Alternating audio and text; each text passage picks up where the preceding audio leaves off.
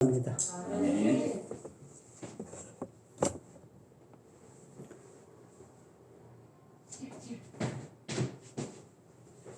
LA에 가면 미라클 마을이라는 검은 호수가 있다고 합니다.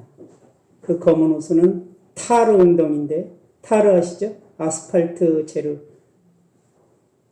그 큰 웅덩이에 300만 개가 넘는 동물의 뼈가 묻혀 있대요. 뼈가 그 속에 있대요. 타르 웅덩이 속에. 동물들이 거기 들어가면 빠져나오질 못하고 죽고, 그 동물의 시체가 다른 동물을 끌어들여서 냄새로, 또 동물들이 가서 빠져 죽고, 이래서 300만 개가 넘는 동물 뼈가 그 웅덩이 속에 있다는 거예요.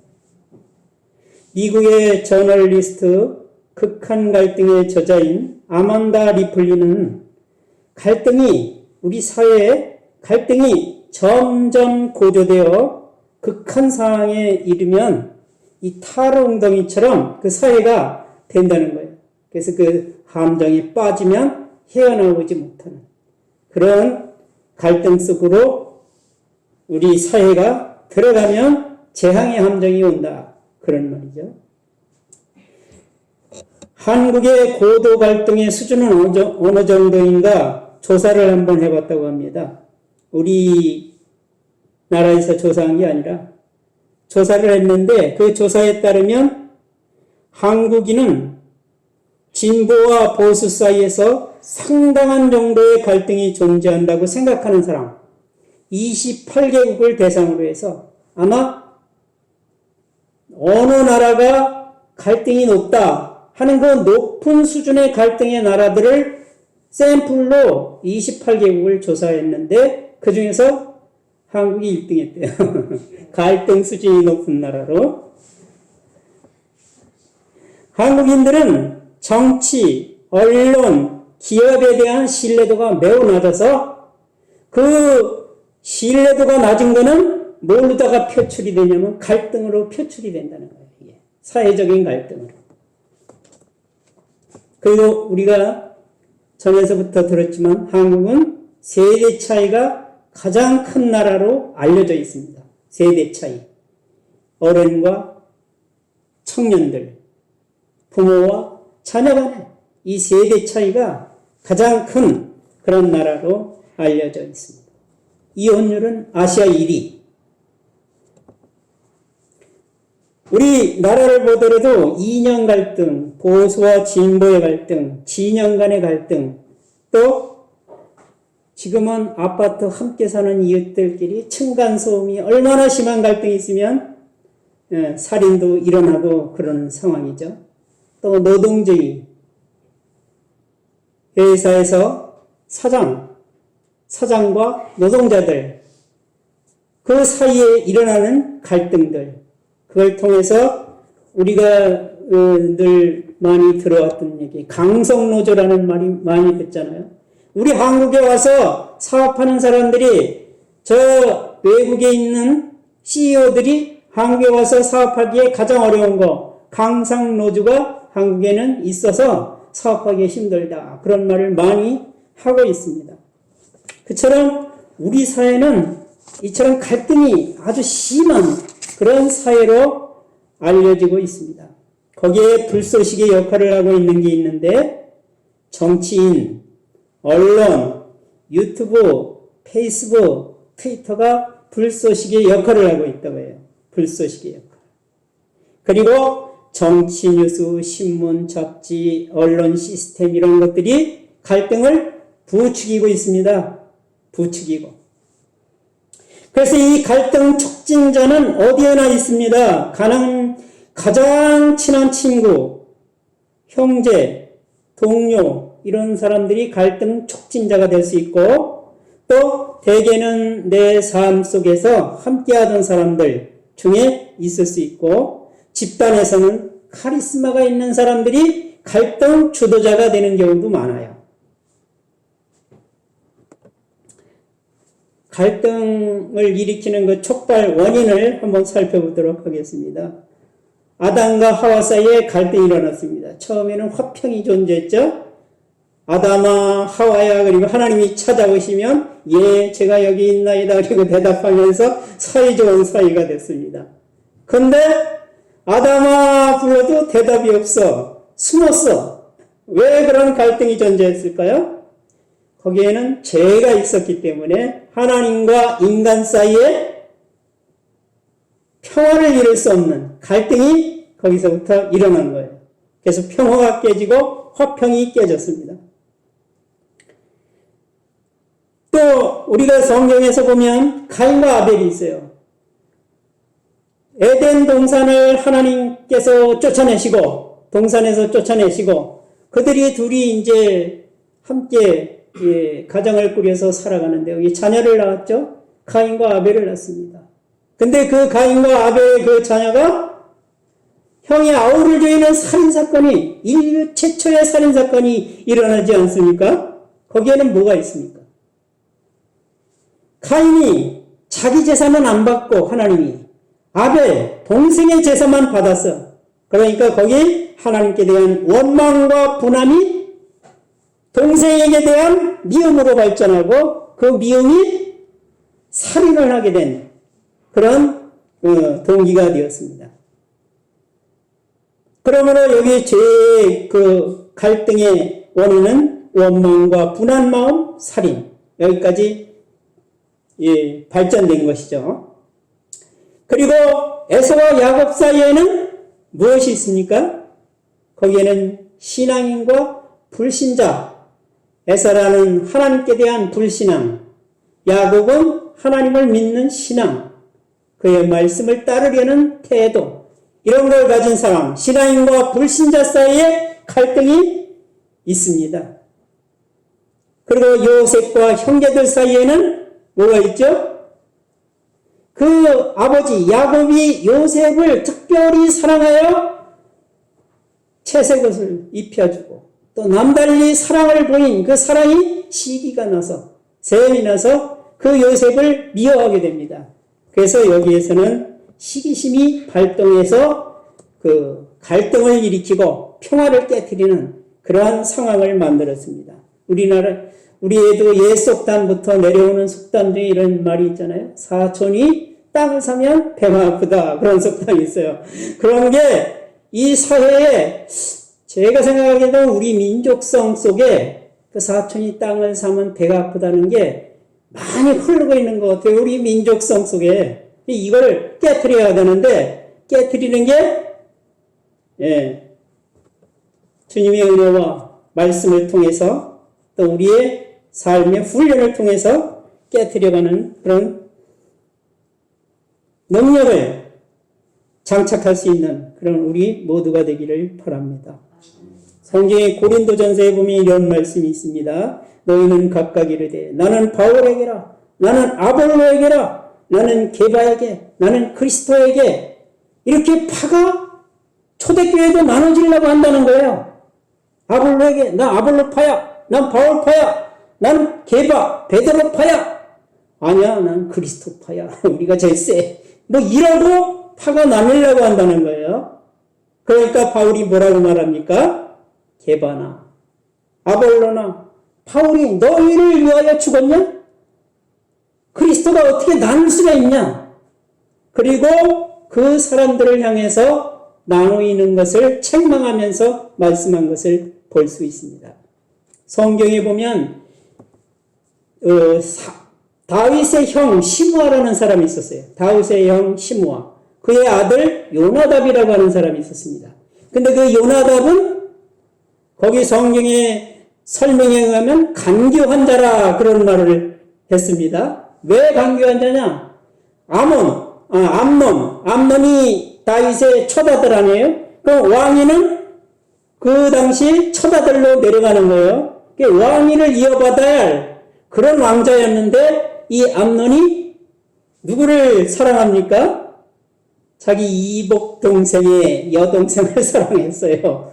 압살롬의 누이 동생 다말을 사랑하게 됐습니다. 그리고 그 사랑에 병이 나왔어요. 그러니까 누가? 다윗의 형 시므아의 아들 요나답이 간교한 자가 찾아가서 뭐라고 얘기합니까? 너 왜 이렇게 수척해서 병이 나 있냐? 그러니까 내가 그 다말 압살롬의 누이 여동생 타말을 사랑하는 상사병이 들려서 이래. 그러니까는 딱 뭐라고 코치하죠? 너 방법이 있다. 아버지 다윗 왕에게 너 병들어 누운 채 하다가 아주 그냥 일어나지도 말고 누운 채 하다가 아버지 다윗에게 요청을 해라. 그 타말이 와서 나에게 음식을 만들어 주었으면 좋겠습니다. 라고 요청을 해라. 그리고 나서 알지 너? 뭐 어떻게 하는 거 알지? 그리고 코치를 한 거예요. 그 코치를 누가 해요? 그 요나답이라는 놈이. 그래서 그 가정과 다윗 왕과의 평화를 깨뜨리잖아요. 겁탈을 하고 폭행을 해서 성폭행을 했죠. 그리고 내쫓았잖아요. 얼마나 그 참담한 일을 벌였습니까? 그 일을 당한 다말이 가서 압살롬에게 오빠 제가 이런 일을 당했어요. 얘기 안 했겠어요? 그러니까 그 압살롬이 일을 한 거예요. 내가 얘 언제든 죽인다. 왕자를 어느 날 다 초청해놓고 잔치를 벌였는데 암논이 왔어요. 본래는 다윗 왕도 죽이려고 그랬던 것 같아요. 왕도 오라고 그랬는데 왕은 안 갔거든요. 그래서 왕자들이 다 모였어. 다 모였는데 내가 알지. 신호를 보내면 쟤 죽여. 그래서 신호를 딱 보내니까 그 압살롬의 따르는 부하들이 누굴 죽여요? 그 암논을 죽였잖아요. 그래서 그 평화가 깨졌습니다. 그러니까 이렇게 평화를 깨뜨리는 간교한 자가 형제나 가문과 나라 속에도 있다는 거예요. 또 하나 평화를 깨뜨리는 사람, 또 하나 제가 알려드리겠습니다. 아히도벨. 아히도벨이 누굽니까? 제가 생각할 때 이 아히도벨은 제가 보면 그거는 다분히 소설화되고 많이 각색된 거지만 이 아히도벨은 성경에 나타난 인물이니까 진짜잖아요. 이 인물은 제가 보기에 이 인류 역사상 가장 전략적인 지혜 있는 사람으로 알았어요.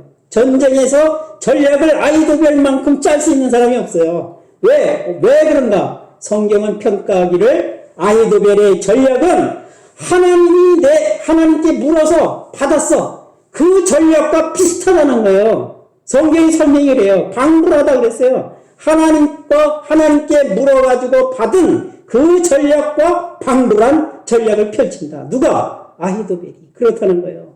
그렇게 전략가요 모사관데 어떤 계략을 베푸냐면 다윗에게 이제 다윗이 압살롬이 반역을 일으켜서 아버지를 죽이려고 하잖아요. 그러니까 아버지가 도망가고 궁을 지키도록 다 놔뒀습니다. 그 궁들을 불러서 어떻게 합니까?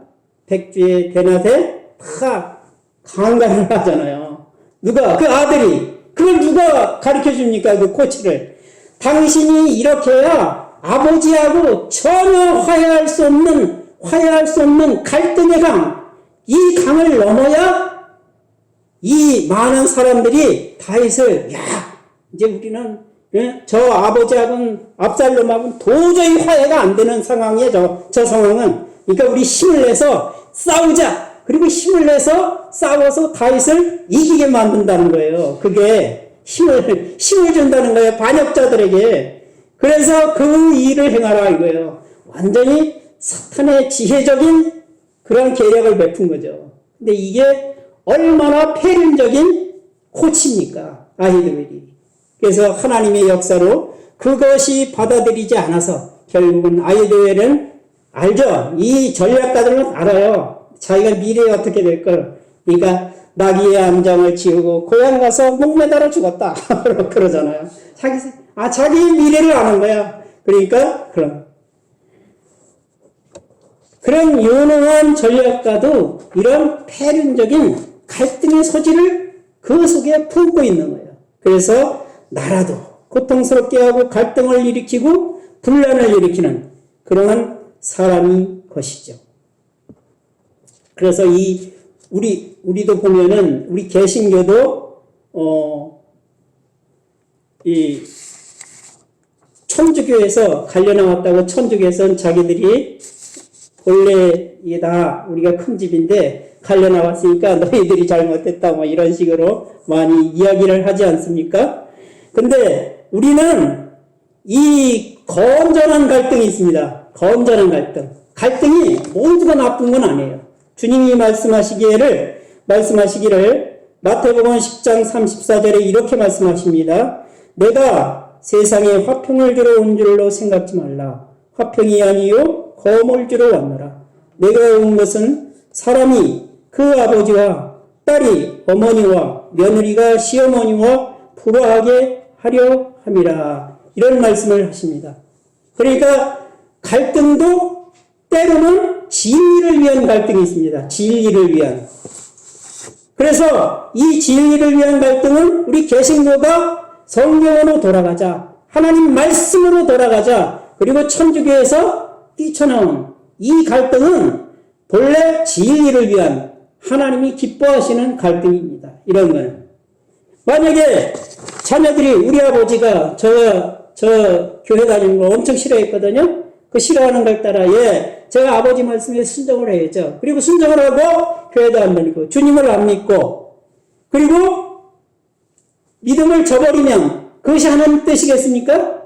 그럴 경우에는 목숨 걸고 저는 아버지 말씀을 못 따르겠습니다. 그리고 믿어야죠. 믿음으로 가야죠. 그러면 어때요? 아버지와 아들 사이에 갈등이 일어날 수밖에 없어요. 저도 그래서 핍박을 많이 받았습니다. 우리 아버지한테 편애도 많이 받고 핍박을 많이 받았습니다.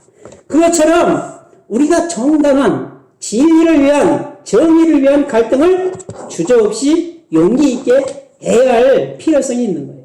우리 조상 믿음의 선배들은 우상숭배를 하는 그 강요에 맞서서 항거하고 갈등을 일으켰지만 사회적인 갈등도 일으키고 나라의 갈등도 일으켰지만 정당한 갈등으로 우리가 신앙과 믿음에서 그 신앙의 선배들을 오히려 본받아야 한다고 그렇게 말하고 있습니다. 그래서 갈등은 나쁜 갈등이 있는가 하면 진리를 위한 좋은 갈등, 건전한 갈등도 있습니다. 근데 이 갈등에서 우리는 이제 좋지 않은 나쁜 갈등들 중에서 탈출하는 그런 사람들의 이야기를 전해드리겠습니다. 첫째는 경청을 하는 거예요. 상대방의 이야기를 잘 귀 기울여 들어주라는 거예요. 갈등을 해결하는 요소 중에 하나가 상대방의 이야기를 잘 귀 기울여 듣고 저 말이 진실인가를 점검하는 그러한 생활을, 그러한 삶의 태도를 가지라는 거예요. 다음은 언어가 중요하대요. 언어의 경멸의 언어. 지금도 정치인에서 쓰는 언어 중에서 막말한다는 언어가 많잖아요. 막말. 이런 거를 하면은 거의 파탄나기 쉽다는 거예요. 인간관계도 그렇고, 가정도 그렇고. 연구를 한 결과에 의하면, 결혼연구의 권위자인 가트맨 박사는 수많은 임상 연구를 했는데, 경멸의 언어를 쓰는 99%가 이혼한다는 거예요. 싸움이 횟수와 상관없이 이혼을 한대요. 싸움을 적게 했느냐, 많이 했느냐, 상관이 없이 경멸의 언어를 쓰는 부부는 거의 이혼을 한다. 그런 연구를 했다고 합니다. 그러니까 이 언어가 얼마나 우리 사이에 이 상대방의 마음을 불편하게 하고, 불화하게 하고, 갈등을 일으키는지 모르겠어요. 그러니까 언어를 잘 선택해서 우리가 써야 한다. 또 성경에 보면 갈등을 화평으로 이끈 사람이 있습니다. 제가 보기에 유다가 그런 사람인데, 유다는 실수도 했지만 참 좋은 일도 했습니다. 유다는 요셉을 형제들이 미워해서 물 없는 구덩이에 빠뜨려가지고 이제 굶어 죽게 하든지 죽게 하고 싶었습니다. 그러니까 유다가 뭐라고 제안을 합니까? 야, 우리가 형제들, 우리가 저 막내를 저렇게 죽게 한들 무슨 우리에게 유익이 있겠냐. 저렇게 죽게 하지 말고 팔자. 만약에 살리자 그랬으면 반대했을 거예요. 안 돼! 살리자, 끌어내서 살려주자 그러면 형제들이 반대했을 거예요. 그러니까 유다는 딱 그걸 안 거예요. 이 형제들은 쟤는 살릴 생각이 없구나, 전혀. 그러니까 딱 뭘 했습니까? 거기 중재 역할을 해서 팔자. 죽이지 말고 팔자. 그래서 팔려가서 애굽으로 팔려가서 그가 큰 역할을 하지 않습니까? 또 애굽에서 요셉이 가나안에 기근이 들어가지고 쌀을 구하러 애굽으로 갔습니다. 거기에서 요셉과 형제들이 만나지 않습니까? 만나는데 거기에서 이제 다 형제들을 노예로 만들 그런 상황이 된 거예요. 요셉이 만들려면 만드는 거죠. 형들 뭐 다 죽이려면 죽일 수도 있고, 뭐 그 땅의 총리가 됐는데 그거 못하겠습니까? 이웃에서 온 나라의 그 사람들을. 근데 그 형제들이 그렇게 해서 노예가 될 그 상황에 놓여 있을 그런 상황 아시죠? 베냐민을 데려와라 그랬는데 베냐민을 데려왔습니다. 데려왔는데 그 베냐민을 다시 곡물과 함께 올려보내면서 베냐민 자루 속에 자기가 숨겨놓은 금잔이 있어요. 그래가지고 쫓아가지고 내가 너희들이 어떻게 내 물건을 도둑질하느냐? 그래가지고 다 형제들이 불려옵니다. 만약에 이 금잔이 나오는 그 사람은 나의 노예가 될 것이다. 그런데 누가 나왔습니까? 바로 자기의 친동생 베냐민에게서 나왔어요. 요셉이 이제 그렇게 만든 거죠. 베냐민을 데리고 있으면서 같이 돌보려고 요셉은 그랬던 것 같아요. 자기 생각에는. 형들은 다 올려보내고 베냐민은 자기가 돌보고 잘 좀 해주려고, 어떻게 사랑해주려고 베냐민 자리에 놓고 걔를 붙잡아 주려고 그랬는데 야곱이 당부한 게 있어요. 야곱하고 유다하고 약속한 게 있어요. 아버지, 제가 이번에 만약에 베냐민을 거기에다가 놓고 오게 되면 저를 담보될게요. 저를 담보하세요. 제 목숨을. 이런 식으로 아버지하고 약속해서 아버지가 유다를 신뢰하고 보낸 거 아닙니까? 근데 거기에서 유다가 어떻게 했어요? 유다가 베냐민을 붙잡아서 노예로 삼으려고 하네, 저 요셉이. 그때까지는 요셉을 모르니까 큰일 났네, 저 총리가. 그리고 베냐민과 형제를 올려보냈어요. 제가 아버지한테 약속했습니다. 만약에 이 베냐민이 여기 있으면 아버지가 죽을 거예요. 그러니까 돌아가신 그런 일을 저는 할 수 없습니다. 저를 노예로 잡아주세요. 베냐민 대신. 그리고 그 아이를 형제로 올려보내주세요. 노예의 삶을 누가? 유다. 자기가 살겠다는 거예요. 모든 형제를 대표해서 내가 당신의 노예의 삶, 우리 형제들이 잘못한 그 잘못과 악행들을 내가 지고 내가 당신의 노예의 삶을 살겠다 하는 희생의 말. 그걸로 요셉과 형제들이 평화를 이룬 거예요. 화목을 이루고. 그래서 요셉이 그걸로 해서 형제들과 화목하고, 뭐 꼭 그것만은 아니겠지만은 화목하고 그런 과정이 있지 않습니까? 유다를 야곱이 축복할 때 보면은 장자의 축복을 받았어요. 유다는. 유다로부터 왕권이 계승된다는 거예요. 왕권이. 그래서 거기에서 누가 나옵니까? 바로 예수 그리스도가 유다의 계보에서 나와요. 유다가 실수도 있었지만 어떻게 이렇게 하나님께로부터 축복된 삶을 살 수 있나? 그 유다는 부의 축복, 그런 것도 하나님이 주시겠다고 약속을 하셨어요.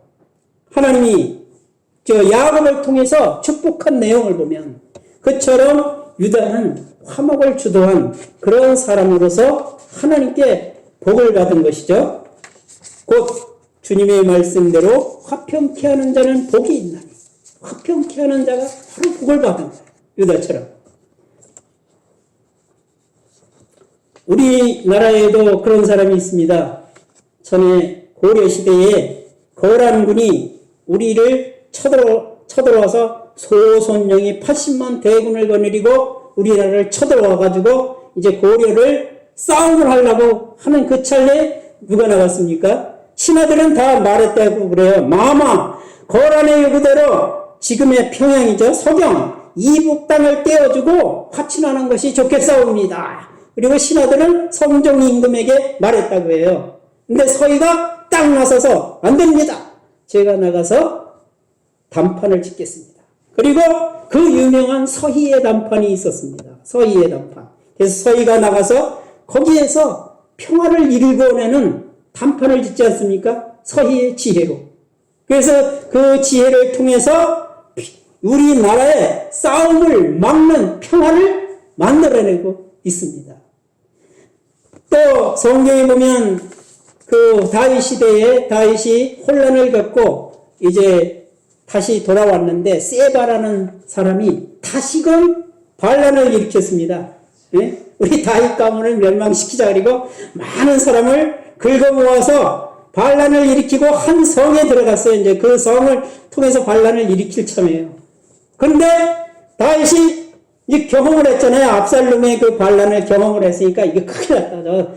다윗 세바라는 저놈이 반란을 일으키면 자기 아들 압살롬보다 더 환란이 더 커질 것이다. 이 땅에. 그러니까 요압을 시켜서 너 빨리 뒤쫓아가서 저놈이 성에 견고한 성에 들어가기 전에 붙잡아야 돼. 그리고 그 죽여야 돼. 그리고 다윗이 요압을 보냈습니다. 그러니까 요압이 그냥 달려가서 그 부하들과 그냥 그 군사들이 달려가서 그 세바를 찾으려고 갔는데 벌써 성에 들어간 거예요, 이게. 벌써 성에. 그러니까 그 성을 둘러싸고 토성을 쌓고 진지를 구축하고 그 성을 치려고 계획하고 있는데 그 성 중에 누가 있었죠? 한 지혜로운 여인. 한 지혜로운 여인이 있어서 당신이 왜 이 오랜 세월부터 이 나라와 함께 했던 이 어머니 같은 성을 왜 까닭없이 치려합니까? 여호와께서 복 주시고 지키시는 이 성을 왜 당신이 치려고 합니까? 그러니까 요압 장군이 우리는 그런 게 아니다. 거기 그 세바라는 놈이 반역을 일으켜서 걔를 죽이려고 우리는 온 것이다. 그러니까 그 지혜로운 여인이 어떻게 말합니까? 그러면 그 세바 그 사람의 목을 당신한테 줄 테니까 철수해라. 그러니까 그러면 좋다. 그러니까 이 여인이 다 그 군중에 가서 우리가 왜 세바를 죽여서 요압에게 줘야 되는지 그걸 지혜롭게 설득했다는 거예요. 이게 얼마나 어려운 일입니까? 그 속에서 그 반역자들을 몰고 들어간 세바를 거기에서 그 지혜로운 여인이 그 상황, 본래 이 집단은 강경파가 주도하거든요. 강경파들이 주도하는 그 집단 속에서 지혜로운 말을 통해서 그 성을 구원했다는 거예요. 전쟁의 도가니로부터. 그러니까 이 지혜야말로 화평을 이루는 요소 중에 아주 중요한 요소가 되어 있는 것입니다. 결론으로 말씀드리면 우리는 왜 지금 점점 더 서로를 미워하고 비난하게 되었을까요? 남보다 더 자주 갈등에 빠지는 갈등적 성격의 소유자들이 많이 있을수록 이런 일이 일어나는 것이죠. 남 탓을 많이 하고 감사를 모르고 불평불만을 많이 하고 부정적인 사람, 편가르기를 하고 그것으로 이득을 보려는 사람, 그 다음에 우리가 알듯이 경멸적 언어를 쓰는 사람들, 거짓과 선동으로 미정으로 사람들의 지지를 얻으려는 사람들, 이런 사람들이 이 사회에 많을수록 갈등을 부추기는 사람들이죠. 촉발하는 사람들. 우리는 이런 것을 능히 이기고 극복하고 물리치고 또 이런 사람과는 친하지도 말고 그렇게 해서 갈등을 점점 약화시키는, 조정해가는 그런 그리스도인으로 우리가 살아가야 되겠습니다. 예수님은 골로새서 1장 20절에 이렇게 말씀하고 계십니다. 그의 십자가의 피로 화평을 이루사 만물고 땅에 있는 것들이나 하늘에 있는 것들이 그로 말미암아 자기와 화목하게 되기를 기뻐하십니다. 하나님은 그의 백성 성도뿐만 아니라 모든 피조물과도 화목을 이루시기 위해서 저희가 이 희생을 치르셨다는 거예요. 또 에베소서 2장 1절에는 이런 말씀이 있습니다. 그는 우리의 화평이신지라 둘로 하나를 만드사 원수된 곧 중간에 막힌 담을 자기 육체로 하시고 우리가 아는 것처럼 주님이 십자가로 하나님과 우리 사이에 원수된 것을 화목을 이루셨다는 그런 말씀이겠습니다. 그리고 고린도전서 후서 5장 18절에는 이렇게 말씀하고 계십니다. 모든 것이 하나님께로서 났으며 그가 그리스도로 말미암아 우리를 자기와 화목하게 하시고 우리를 화목하게 하시고 우리에게 화목해 하는 직분을 주셨으니 우리에게 내가 하나님과 너희 사이를 화목하게 했지 너도 나를 본받아서 화목하게 해야 돼. 그런 직분을 누구에게? 모든 성도에게 주셨다는 거예요. 얘는 목사, 장로, 권사님, 집사님만 있는 게 아니에요. 중직자들만 가지는 게 아니라 모든 성도에게 화목해 하는 직분을 주님이 주셨다는 거예요. 나처럼 해봐. 이런 말씀이에요. 나처럼 해봐. 예? 우리 어린이집에 가면 나처럼 해봐 그러잖아요. 선생님이. 고린도후서 5장 19절 곧 하나님께서 그리스도 안에 계시사 세상을 자기와 화목하게 하시며 그들의 죄를 그들에게 돌리지 아니하시고 화목하게 하는 말씀을 우리에게 부탁하셨느니라. 직분을 주시고 이 세상에서 화목하게 내가 너희 사이를 화목한 것처럼 너희도 사람과 사람 사이, 가정에서, 직장에서, 또 나라의 일꾼은 나라에서 화목하게 하는 그 역할을 잘 하다가 하늘나라에 와라. 그리고 부탁하셨다는 거예요. 누구에게? 그리스도인들에게. 그러므로 이 시대를 사는 그리스도인, 성도는 가정에서, 직장에서, 인간관계 속에서 주님의 부탁을 잘 이루어내서 화목하게 하는, 화평케 하는 그런 그리스도인으로 살아갈 수 있기를 주님의 이름으로 축복드립니다. 기도하겠습니다.